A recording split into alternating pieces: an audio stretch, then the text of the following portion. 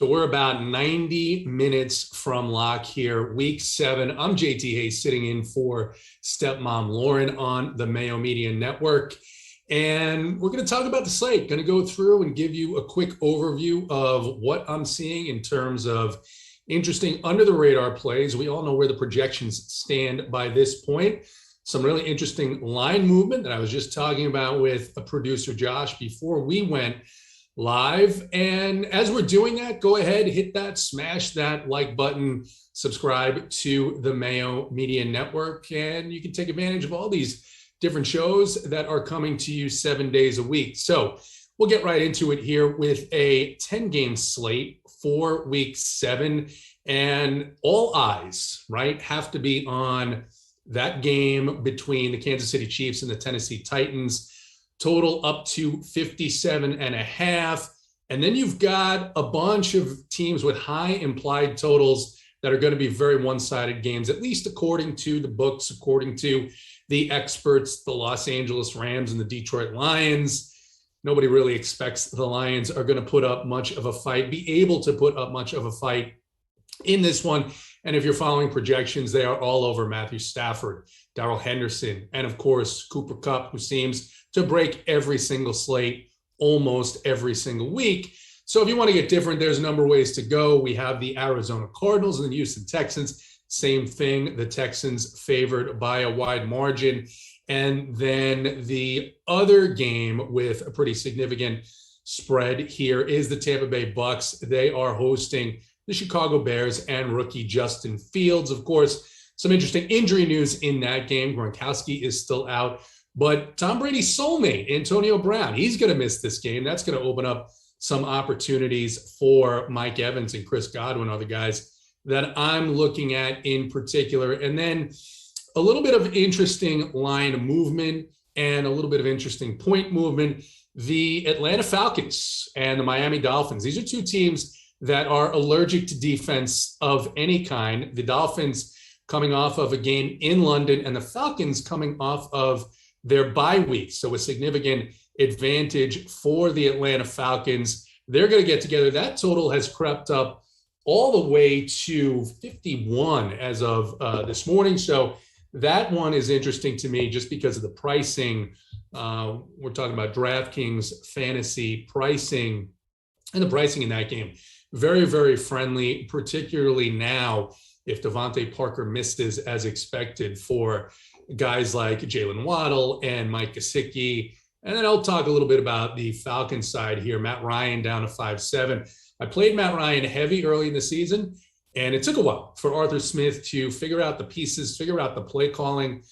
And it's really interesting that now that Matt Ryan has seemed to get on the same page with the OC, seemed to get Kyle Pitts finally involved in the game last week, and Calvin Ridley comes back. Ridley just 6.6K on DraftKings. It's an interesting game stack to look at the Dolphins and the Falcons and combine that with some of the Tampa Bay skill position players. But one other game that I'm just noticing, at least if what I'm looking at is right, the spread in the Washington and Green Bay game has come down from 10-point favored Green Bay, now just 5.5. Some injury news just came out. So keep an eye on that. Couple of other under the radar plays that I'm interested in here. I do think Aaron Jones in that Green Bay game is very interesting. I think Miles Sanders for the Philadelphia Eagles watched the game against Tampa Bay and didn't really touch the ball in the first half. And then the second half they came out, they started to realize that, hey, we've got to do something a little bit different here, take some of the load off of Jalen Hurts. So I think he's interesting. Already talked about Mike Gesicki and Calvin Ridley. And then in a game that I'm not going to have really, I don't think any other pieces, Jacoby Myers, wide receiver for the Patriots, all the way down to 5.3. And in that Arizona game, I do like DeAndre Hopkins quite a bit. And I think if you're playing tournaments, especially large field tournaments, one of the things that I think is interesting that I'm looking at, again, boom bust scenario here, but you got two huge favorites in the Arizona Cardinals and the Los Angeles Rams. Both of these coaches, Cliff Kingsbury, who is back now after being out with the COVID protocols, and Sean McVay, have shown that when they get up, they'll take their lead running back out of the game. You've got Sony Michel at 4-2 against the Lions. I play the running back against the Lions every single week. Still like Henderson, but at 4-2, if that game is out of hand by the third quarter, you can see Sony get to 4 or 5x, which is what you need at his price point. And he lets you fit in a lot of higher priced guys. And then on the Arizona Cardinal team, yeah, everybody's talking about Chase Edmonds, looks to be healthy now, but James Conner is getting the goal line touches. He's just 5.6K on DraftKings. So we'll get into it. We'll talk about some questions that are coming in here. Let's see. Best PPR upside, Kirk, Dillon, or Herbert. I guess I would go with Kirk here. I think that he's guaranteed to see 5-6 targets against one of the worst secondaries in the National Football League. So if I was going to pick, and I'm assuming you're talking about Christian Kirk, then I would lean on the Kirk side. Best team to win a parlay. Wow. Fantastic question there. No context. Best team to win a parlay.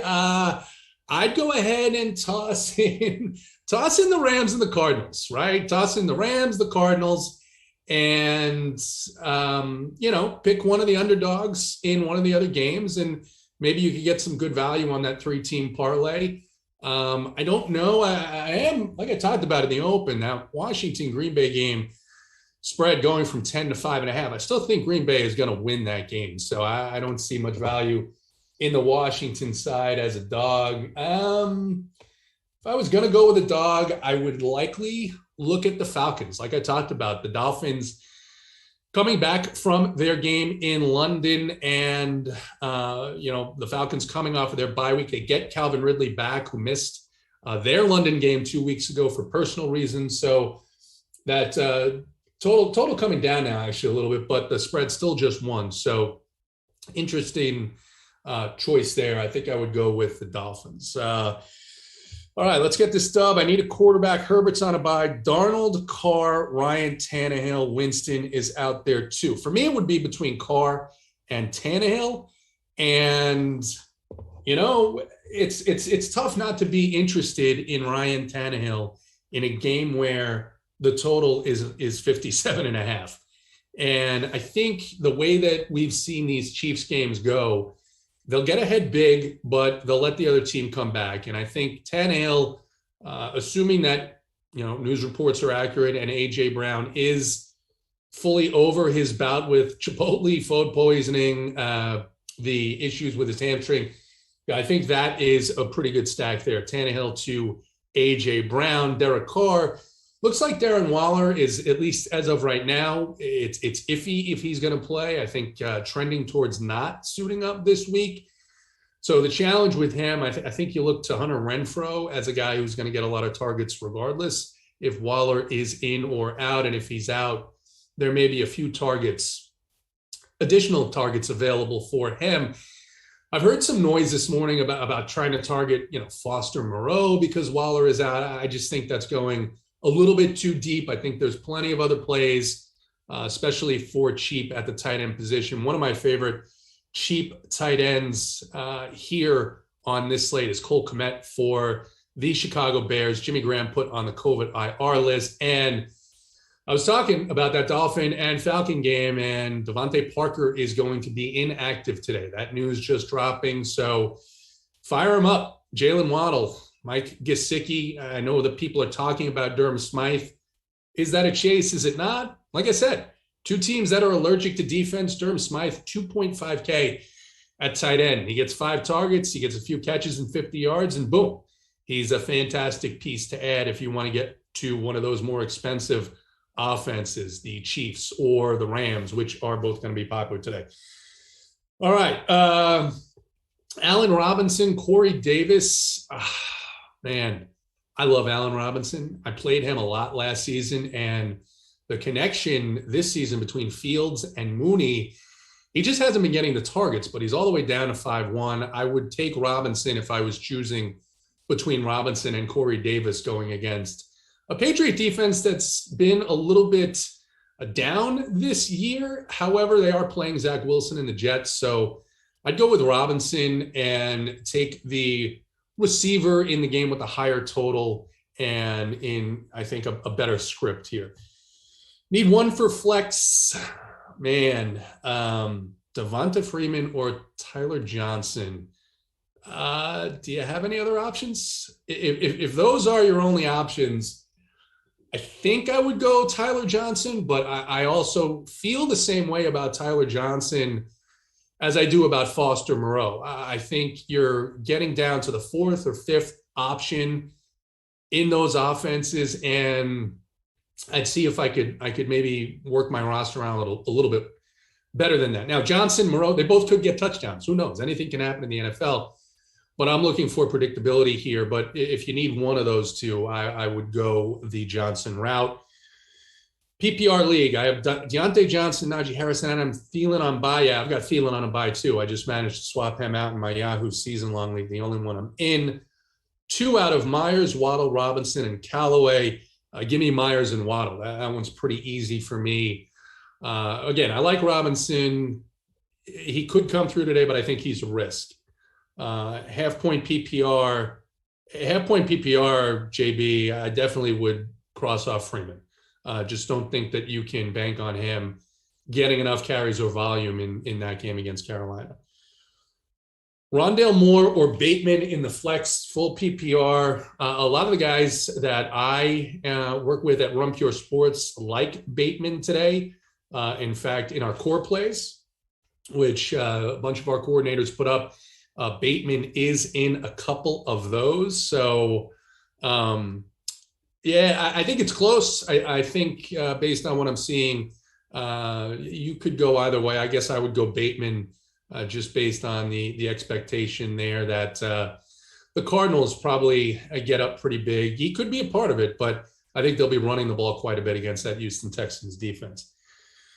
Let's see. How many McDonald's game pieces should I include in my trade offers? It depends. It depends if you are in a league where people are healthy eaters or not so healthy eaters. And then if you're in a league with not so healthy eaters, the McDonald's game pieces become much more valuable and great chits to trade away. So I'd stick to 2. You don't want to go well past 2. You don't want to insult anybody. I have AJ Brown. We are riding. All right. Fantastic. Tannehill to Brown. I like it.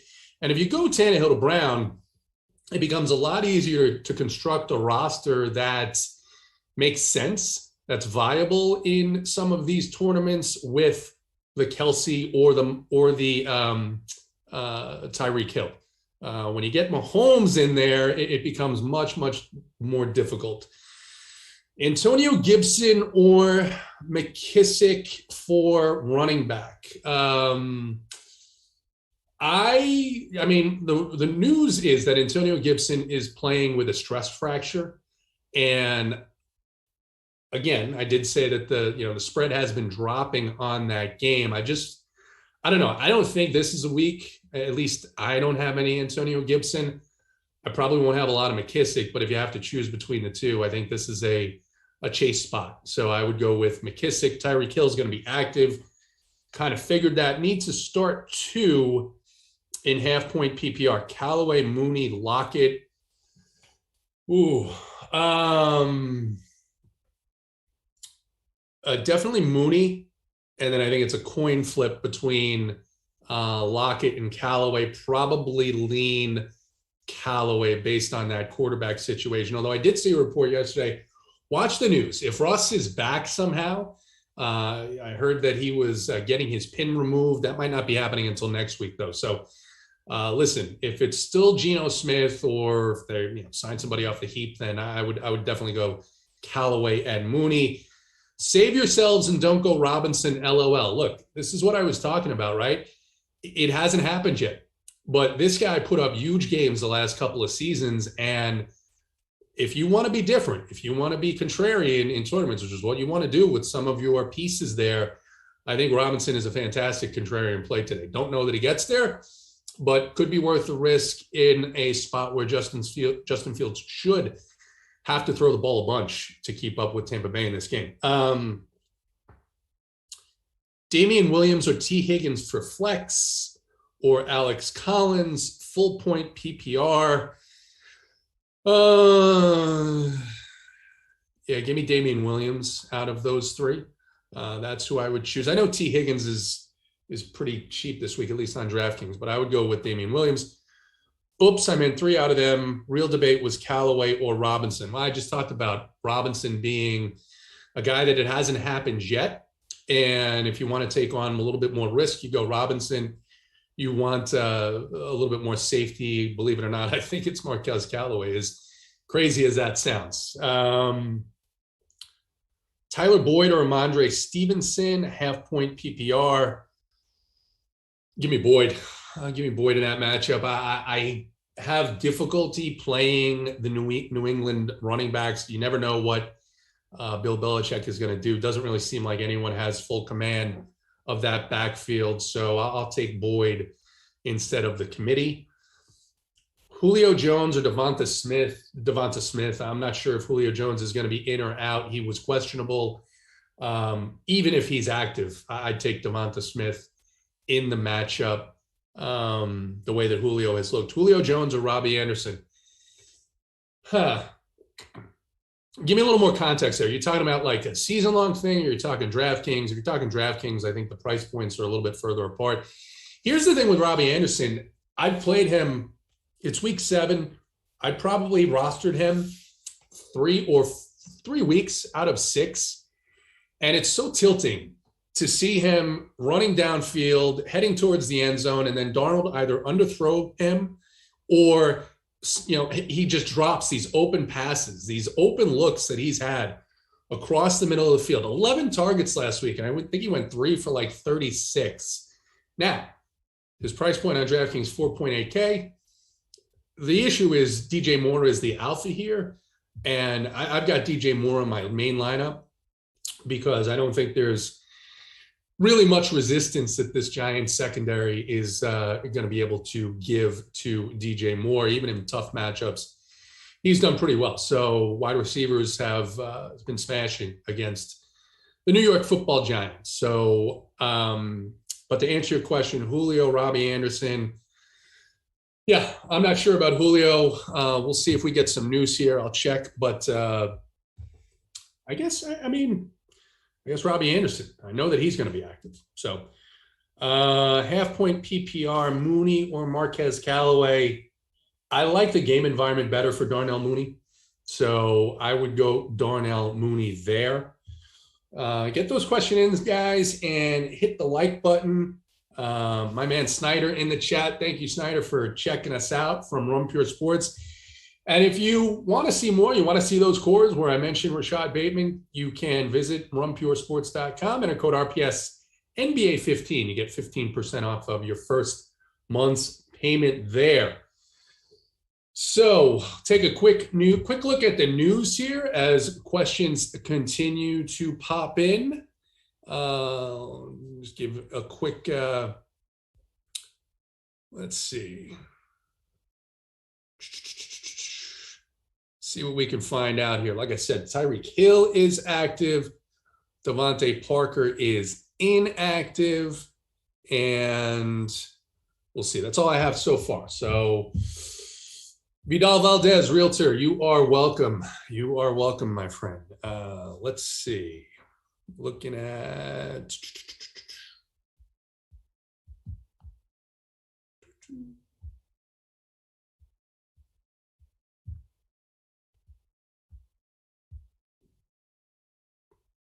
get news here in a second.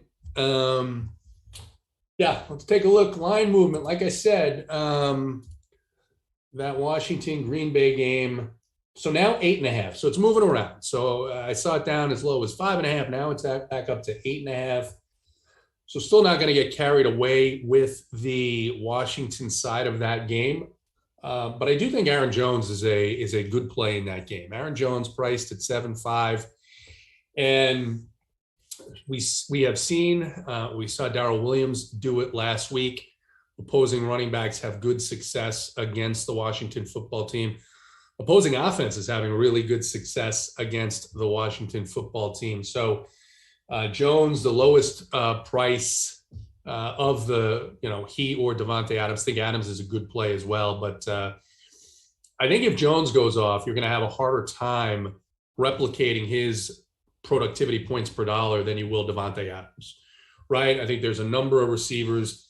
Calvin Ridley's in a good spot. Talked about Waddle, A.J. Brown, Tyreek Hill's a little bit cheaper than Davante Adams. You've got Kupp, who's a little bit cheaper. Woods, DeAndre Hopkins for Arizona is just 7-7.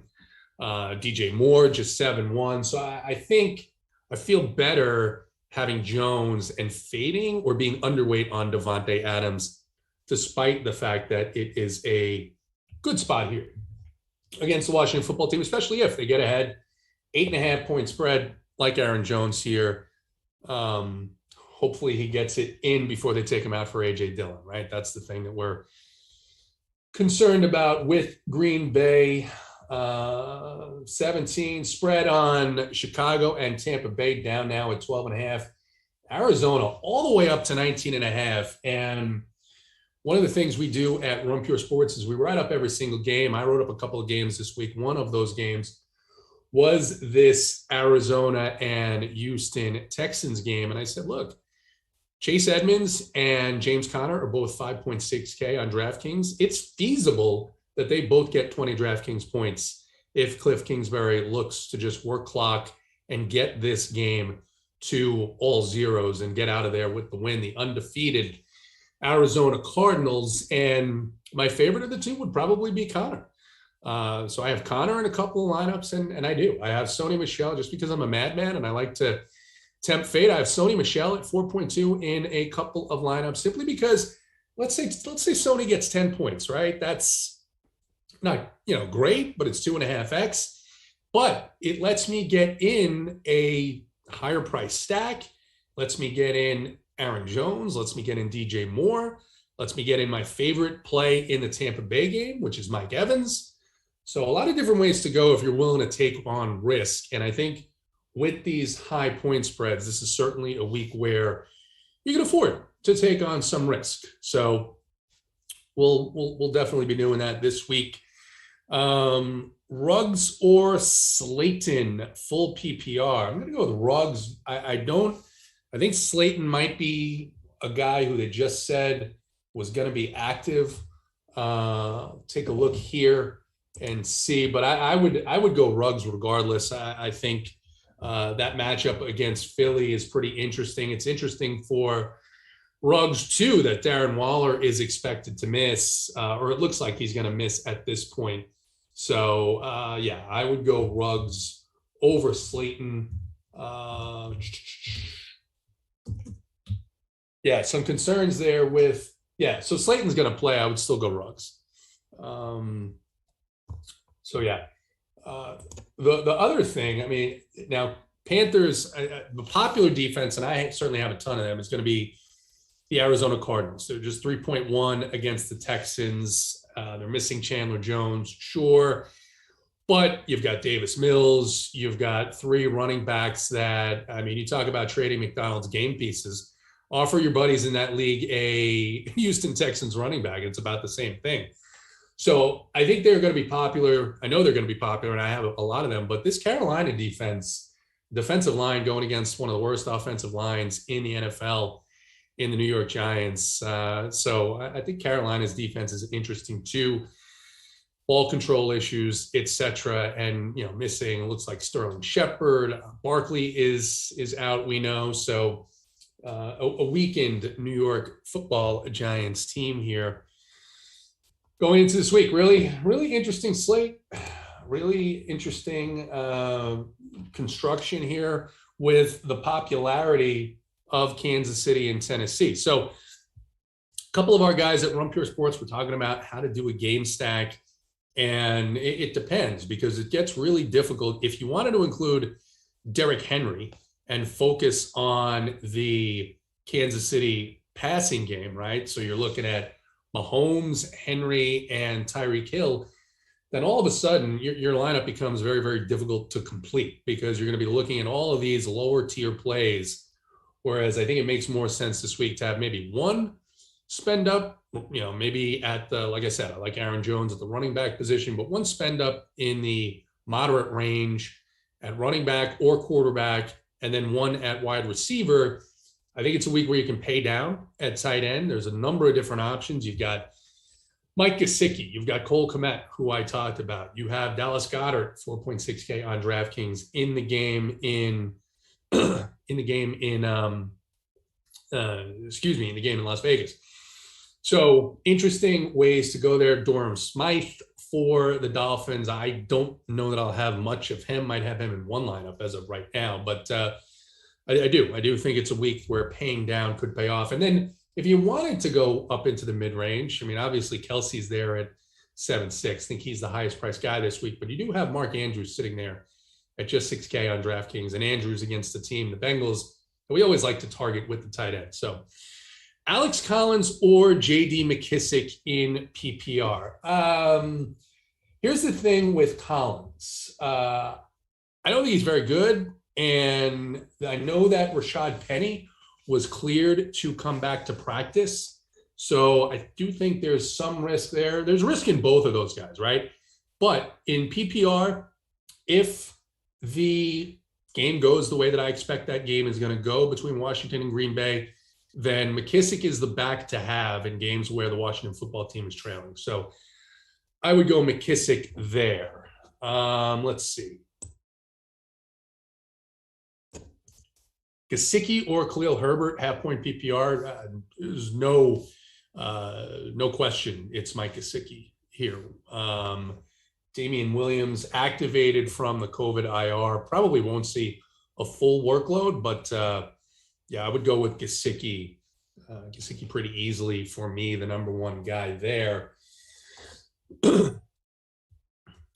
Let's see. And then, I mean, Darrell Williams, good game last week against the Washington football team. Now gets a slightly tougher matchup against Tennessee. Tennessee's defense is not widely recognized as a very good one.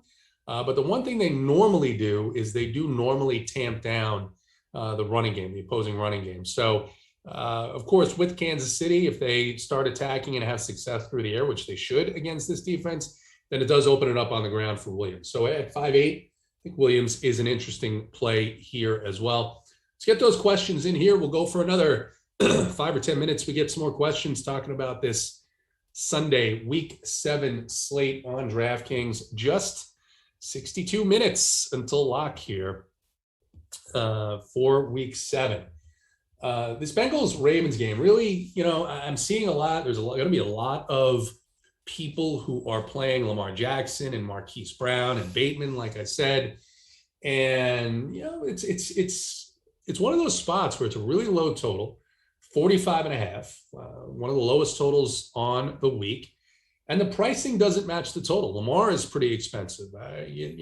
Hollywood Brown, sure, 5'8", but it's still a pretty expensive stack. And it's a spot where you never know what Baltimore is going to do. They could roll out their running back committee, and then it's going to take some air out of that stack on the Baltimore side. I'm not interested in a whole lot of Bengals, certainly for me in this spot.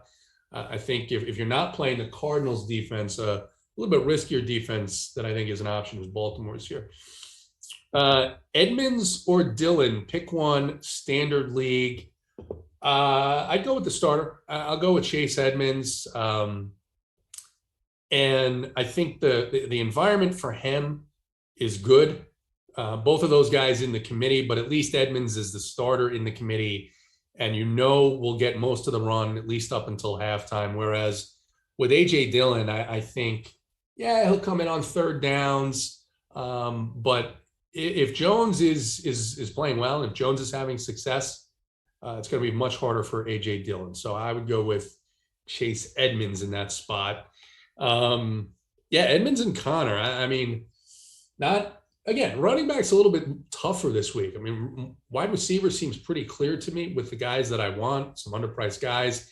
A.J. Brown, Calvin Ridley, underpriced. Jacoby Myers in a matchup against a woeful New York Jets secondary, underpriced. Brandon Cooks, if you wanted to go there, is just 6K on DraftKings. He gets a ton of volume, but it's also a brutal matchup for the Houston Texans. So I see wide receiver. The bigger plays to me are pretty clear. And then running back, I'm a little more spread out. Like I said, I like Aaron Jones. I like Miles Sanders, and then I'm taking some risks. And one guy that I'm taking a risk on, I talked about him on our Thursday Prize Picks show here on the Mayo Media Network, which if you're not tuning in, tune in and sign on to Prize Picks. Talked about Cordaro Patterson, just smashing every week. Now, you might say there's two ways to look at this. One, he's going to fade as the season goes along. Could very well possibly happen.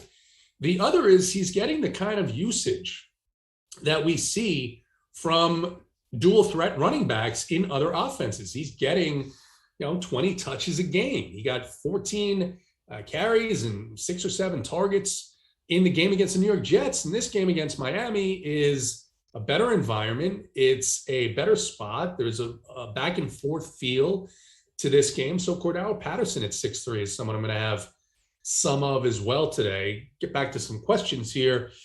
Just can't pick my PPR RB2 from M. Carter, Jamal Williams, or DJ Dallas. Yeah, that's a group, man. That's a group. Michael Carter, Jamal Williams, or DJ Dallas.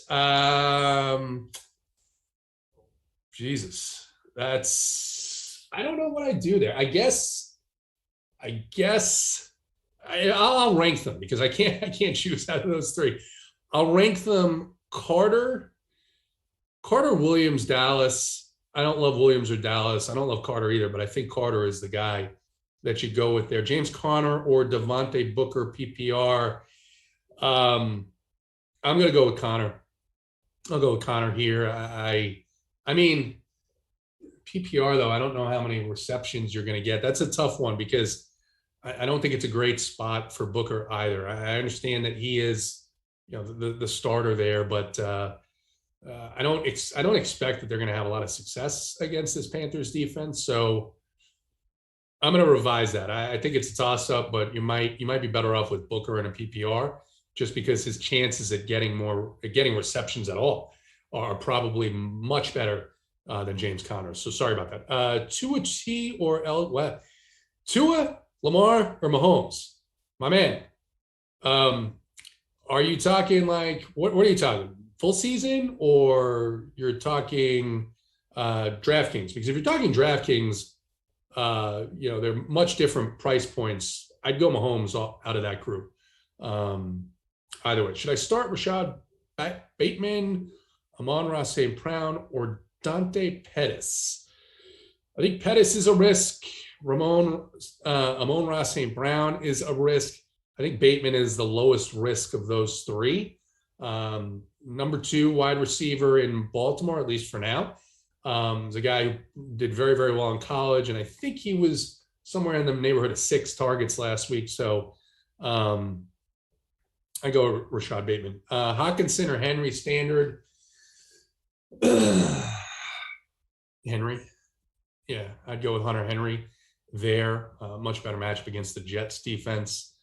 Yeah. Give me a few more minutes here. Get some of these questions in before we roll off. Before I roll off to make lineups, Josh is going to roll off. He's got some spread bets that he's got to get in today. So get a couple more here and then call it a day. And good news for me is I get to root on the NFL, and the Falcons play early, and I don't have to worry about a Game 7 here in Atlanta because the Braves did clinch, get their spot into the World Series. So excited about that. Sanders or Booker PPR? Miles Sanders by 100 miles. Absolutely. All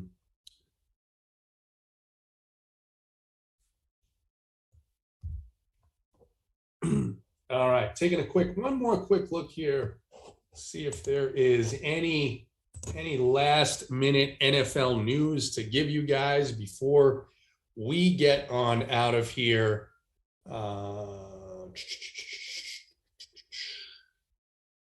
Nothing yet on the trade front. So no Deshaun Watson to Miami, at least just yet. Take a look here. Thoughts on Gibson today? Antonio Gibson. I wouldn't go there. I think this is a game where Washington is going to trail. And, it's one of the frustrating things I think about the last couple of seasons has been Ron Rivera's statements about Antonio Gibson and then the reality. He keeps saying that he sees Gibson as a guy who can handle a Christian McCaffrey-like workload. Gibson's injury history says otherwise, although we see that McCaffrey's injuries are, piling up as well. So if I was going to go one of Gibson or McKissick, it would probably be McKissick, just because I think that's the script. And yeah, I do. I just believe that Gibson is still injured. That stress fracture is something that is difficult to recover from. They won't sit him down. So do I feel good about Ryan today for 302 touchdowns? I hope so, because Ryan's in one of my main lineups. And quarterbacks have averaged 23 DraftKings points against this Miami team. Matt Ryan at 5.7K. I think he can go past that, especially if it's in a close game as expected. Again, a couple of things, right? It's got a total that's just below the other higher totals, but it's a close spread. It was 2, now it's 1 that the Dolphins are favored by. And the other thing about the Falcons offense, their backfield, Mike Davis and Cordero Patterson, it's not a traditional running back one. They don't have a traditional running game. They run the ball to set up the pass. And with Ridley back, I just think it sets up as a nice spot here. So I hope so. I feel good about him because I got a lot invested in Matty Ice today. So hopefully I won't feel like I did earlier in the season. But no, I think they're going to come out well rested. Gesicki or Pitts PPR. It's really close. It's really close there because Pitts obviously had his breakout game last week against the Jets, but I would go Gesicki given the injuries to the Miami wide receiver core. I think he will get a little more opportunity, whereas Pitts's targets are still going to be fine, but I think Gesicki has a better shot of getting that outsized target load simply because of the injuries there.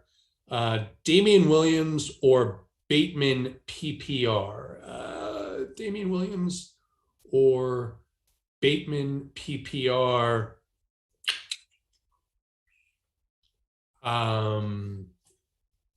Tough, but I think I would go Bateman. I think I would go Bateman there simply because running backs don't tend to get the opportunity to do a whole lot against the Tampa Bay defense. I think it's more of a week to take a risk if you wanted to on one of the Chicago pass catchers. I mentioned I like Cole Kmet. Darnell Mooney has a great rapport with him.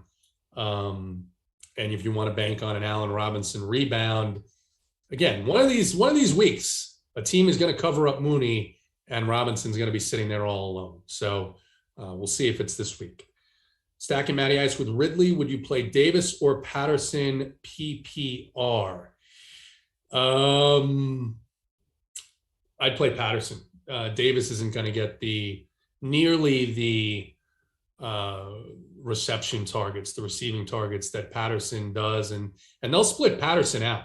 They'll put Patterson out as a wideout. I mean, this game sets up for me a lot like the game that they played against the Washington football team, where you saw that they gave Patterson rushing attempts. They ran him out of the backfield for reception, and then they lined him up at wideout. So I like Patterson. I think I'm on an island here because everyone expects him to fade. I was shocked by him. First couple of our Thursday Mayo Media Network prize pick shows, I was saying it's disgusting that the Falcons offense is centered around Cordy Patterson, but here we are, and he's played well, and I'm going to have him some today. All right. So look, it's week 7. I think we did a good rundown. Thank you guys for your questions. I hope you hit the like button. I hope you're subscribing to the Mayo Media Network, and I hope that you'll visit us at Run Pure Sports and use code RPS NBA15 for 15% off of your first month's payment. And more questions, I'm on Twitter at JT Hayes Jr. on Twitter. Go ahead, give me a follow and shoot me a message. Let me know how your teams did today. And if they do terrible because of my advice, then go ahead and you can tell me to suck it. Have a good week. Good luck in week 7.